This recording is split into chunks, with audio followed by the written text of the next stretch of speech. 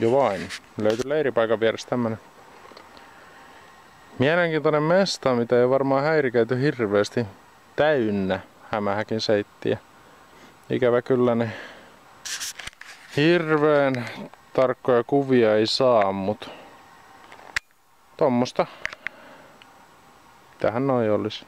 15-20 senttiä halka sieltä. Jos tuohon viereen mönkis kattelemaan. Hyvää huomenta. Tässä Mystikko ja nyt lähden tonne alas mönkimään taistelemaan hämähäkkien kanssa. The Valley of the Spiders. Mitenköhän meidän Mystikon käy? Tää on tää teräpituus.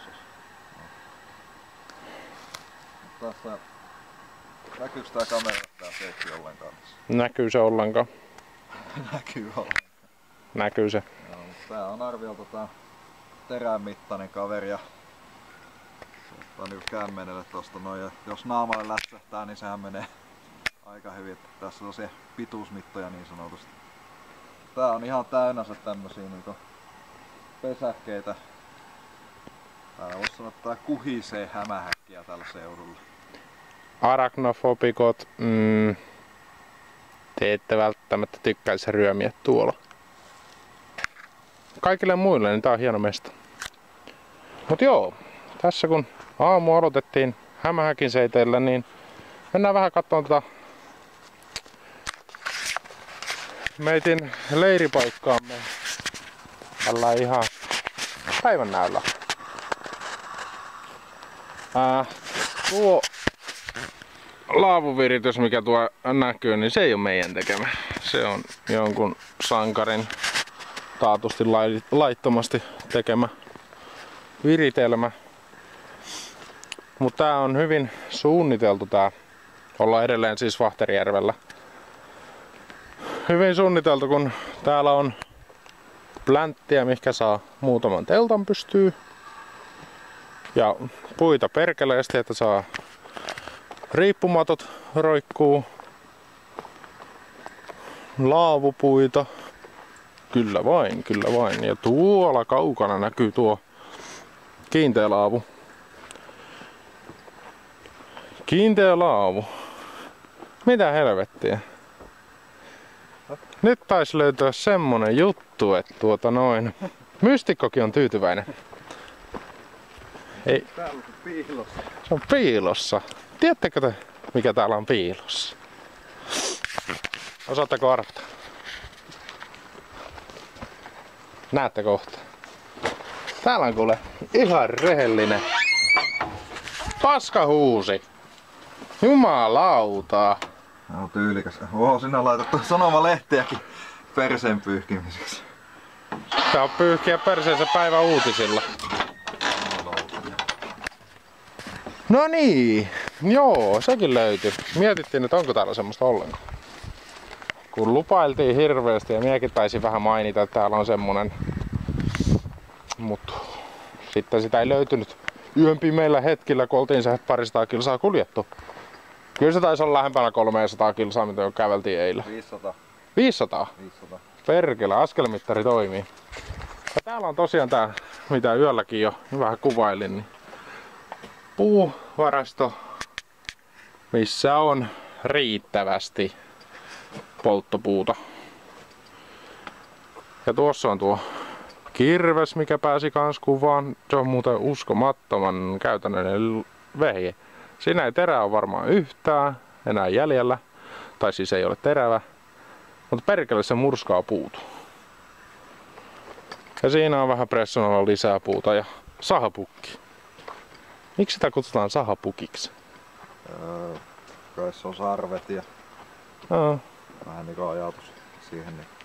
Niin, varmaan. 4 jalalla seisoo ja sarvet päässä. Toi seisoo 6 jalalla. Niin no. Mut joo, täällä näkyy tää Mystikon setappi. Mennään katsomaan, onko Mystikko siivon huoneensa. Kyllä vain, kyllä vain. Hienosti on siivottu.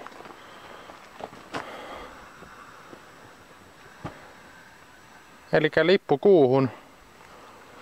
riippumatto. Tuplakoko Nimenomaan. Tairippi, erätoveri mentaliteetillä rakennettu. Väärän kokonen tosin, mutta antaa anteeksi tämän kelin. Joo. Ei tullut vettä naamalle, niin eikö se ollut ihan jees? Ja havuja. Niitäkään ei tullut. Niitä ropisi yön aikana jonkun verran tuohon rangasta vasten. Kyllä. Ja sitten,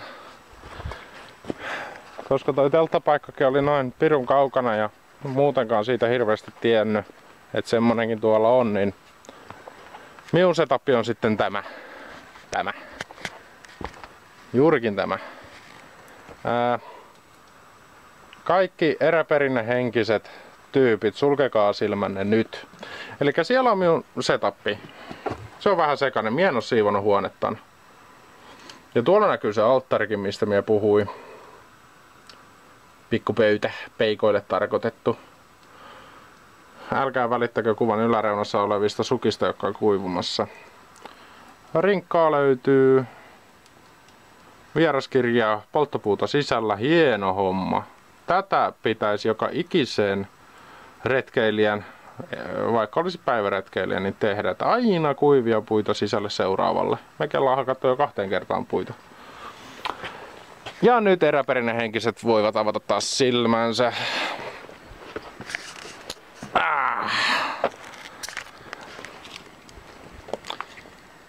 Nuotiopaikka, kyllä. Siinä on sammutussanko. Tavallaan minä ymmärrän sen, vaikka järvi on muutaman metrin päässä. Tavallaan minä en ymmärrä sitä. Ei se väliä. Vastarantaa näkyy hienoa tommosta peilausta tuolla lammen pinnalla. Ja katsotaan riittääkö zoomi. Tuolla näkyy koko lailla kuvan keskellä nyt tommonen pieni hökkele. Niin se oli se, mitä me aluksi luultiin, että oli tää Vahterjärven mesta. Mutta ei ollutkaan. Ei siinä mitään. Tämmösiä maisemia. Kannattaa ehkä mennä sitä kotiovea pidemmälle joskus. Kotisohvaa pidemmälle. Jääkaapin ovea pidemmälle. Hienoa. Onko mystikolla elämän viisauksia? Kuppi kahvia piristää joka aamu. Kyllä näin. Ei mitään. Palataan, ihmetellään. Ja menkää sinne ulos. Hei hei!